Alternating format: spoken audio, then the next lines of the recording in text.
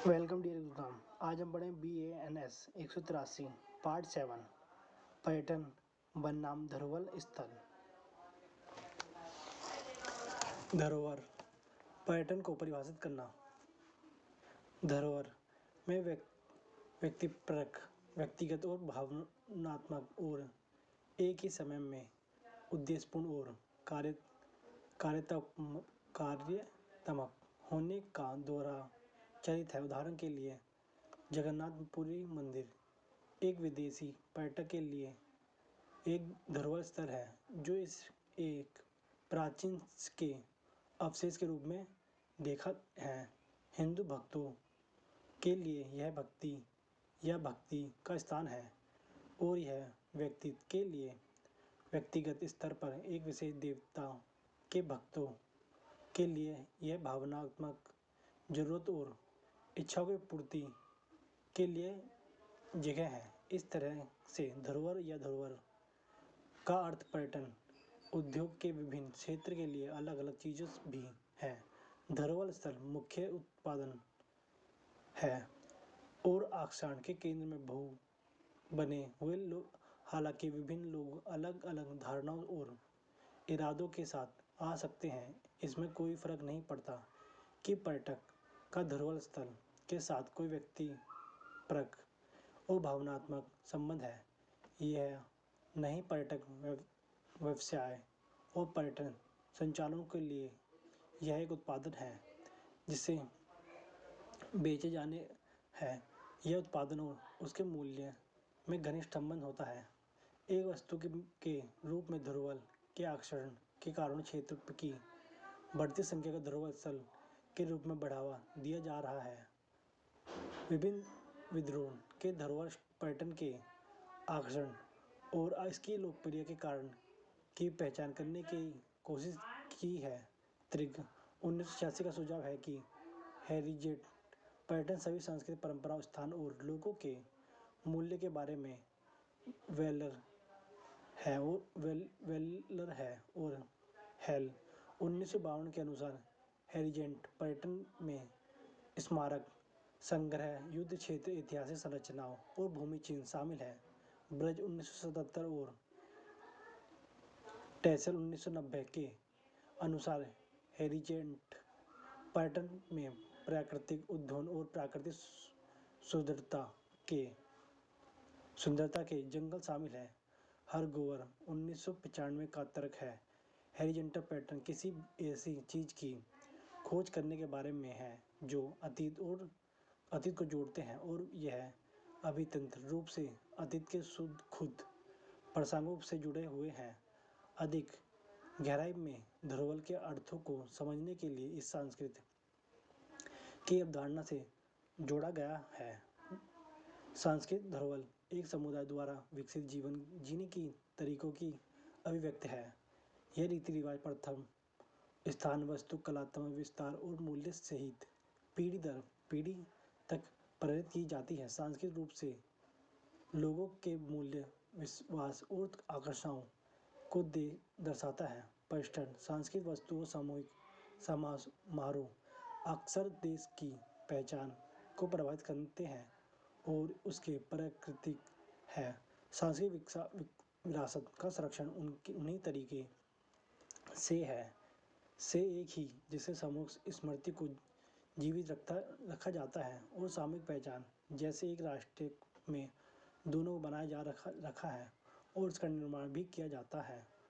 विरासत में संग्रह न केवल यहूदी पहचान का बल्कि उनके इतिहास और उनकी सामूहिक दुख का भी एक निरंतर प्रकृति है। इस तरह लाल किला अतीत के इतिहास का प्रतीक होने के साथ साथ वर्तमान में राष्ट्र का प्रतीक भी है। सांस्कृतिक समारोह सामाजिक एकजुट और संबंधों को एक साथ समुदाय, समूह और राष्ट्र जैसी बड़े स्थानों के माध्यम से लोगों को अपनाने की भावना से संबंधित करते हैं। यूनेस्को और विश्व धरोहर स्थल।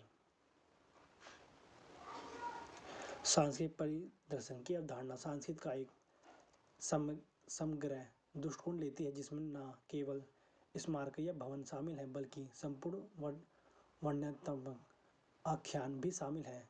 उदाहरण के लिए ऐसे पर्यटन स्थल हैं जिन्हें हेरिजेंट वॉक के नाम से जाना जाता है, जो कि स्किल रूट जैसे प्राचीन मार्ग को फिर से बनाते हैं, या पुरानी दिल्ली की चांदनी चौक जैसे एक पुराने शहर की गली और उपनगरों के माध्यम से लोगों को ले जाए, जहाँ हर कदम एक कहानी कहते हैं।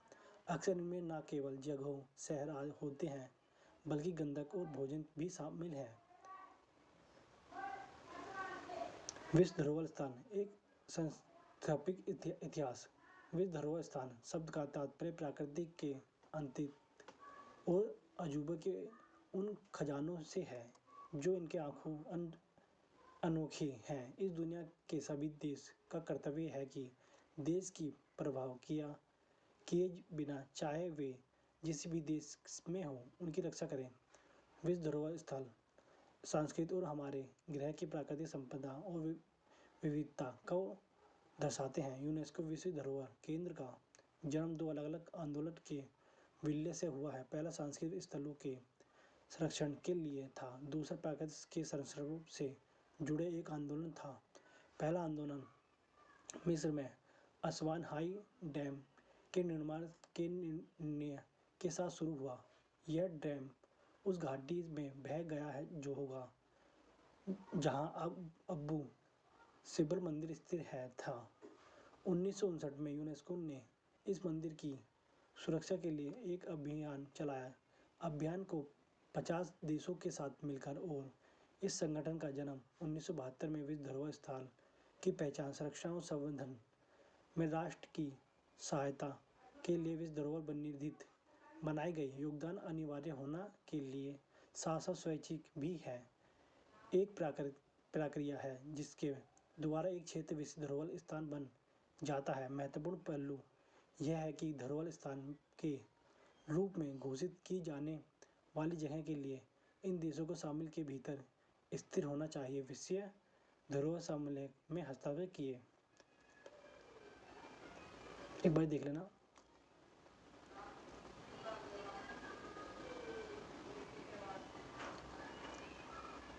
का ताजमहल भारतीय संदर्भ में जबकि हम धरोहर स्थानों की चर्चा करते हैं तो ताजमहल सबसे अधिक देखी जाने वाली सार्वभौमिक रूप से जानी जाने वाली जगह है।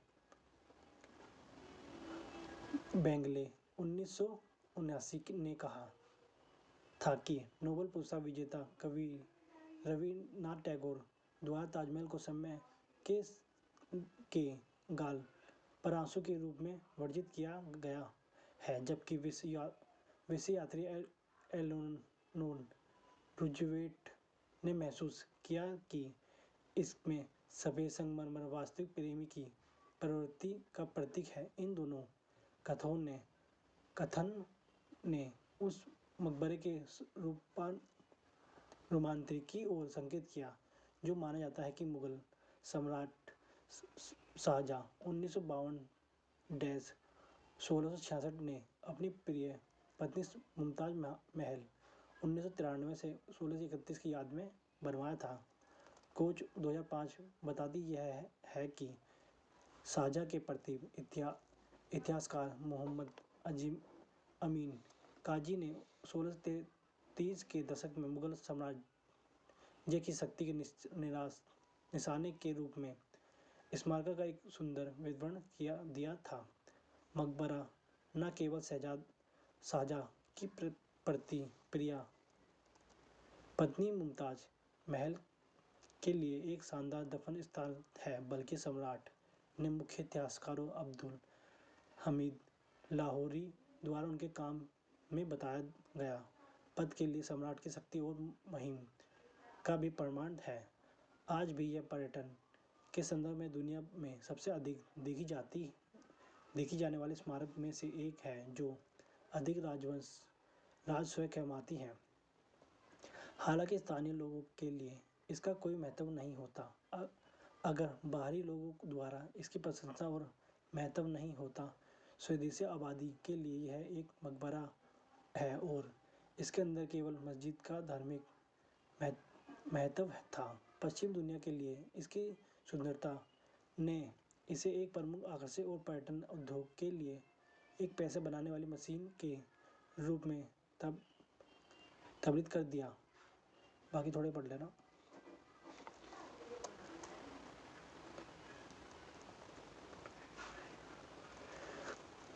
एक बार भी देख लेना।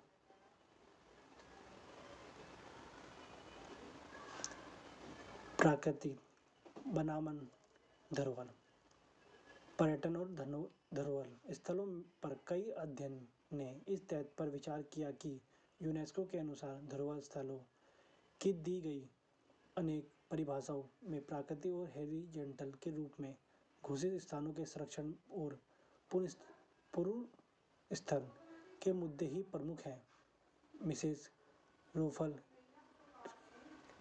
ट्रिलियड अपने काम साइलेंस सीलिंग द पोस्ट में देखते हैं कि कोई भी ऐतिहासिक कथाओं मौन का एक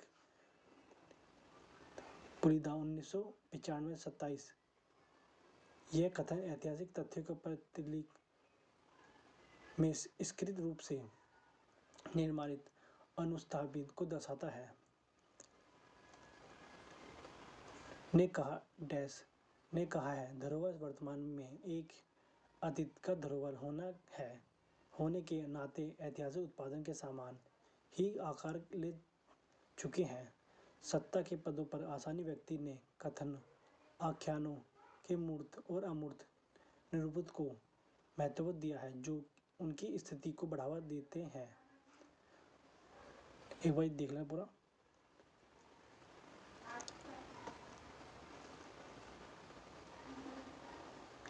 ये स्थानीय पर्यावरण बनाम पर्यटन राजस्व लाता है लेकिन साथ ही बहुत सारी समस्या भी लाता है। अन्य प्रकार के प्रदूषण के साथ भारत अब अपनी प्रदूषित चिंताओं में एक ही और श्रेणी समुद्र तट प्रदूषण को भी जोड़ सकता है।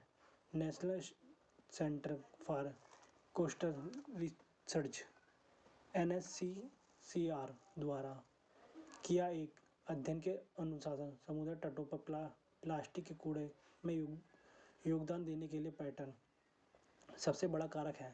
सिंह 2018 जैसे कि हमने पहले के उदाहरण में भी देखा है था कि ताजमहल जैसे धरोहर स्थलों की बात करें तो वह वायु प्रदूषण एक बड़ी चिंतित है, लेकिन ताजमहल के मामले में पर्यटन के वास्तव में इसे बचा लिया क्योंकि आसपास के कारखानों में वायु प्रदूषण संगमरमर के रंगों पर प्रतिकूल प्रभाव डालता रहा था। लेकिन पर्यटकों की चिंता और इस तथ्य को अब एक राष्ट्रीय खजाना माना जाता है जिसके कारण प्रदूषण को स्मारक तक पहुंचने से रोक लिया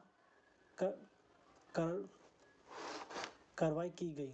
दूसरी ओर भीमबेटका के शैल अक्षयों को भी खतरा है क्योंकि कई पर्यटन दौर गुफाओं की दीवारों पर कला के खतरे में डाला रहे हैं। समुद्र तट पर अपशिष्ट पदार्थों को डाला जा रहा है जिससे होने वाले जल प्रदूषण के कारण मूल्यवान जल जीवन समुद्र महासागरों के नुकसान को हो सकता है। एक बार ये पढ़ लें थोड़ा बहुत।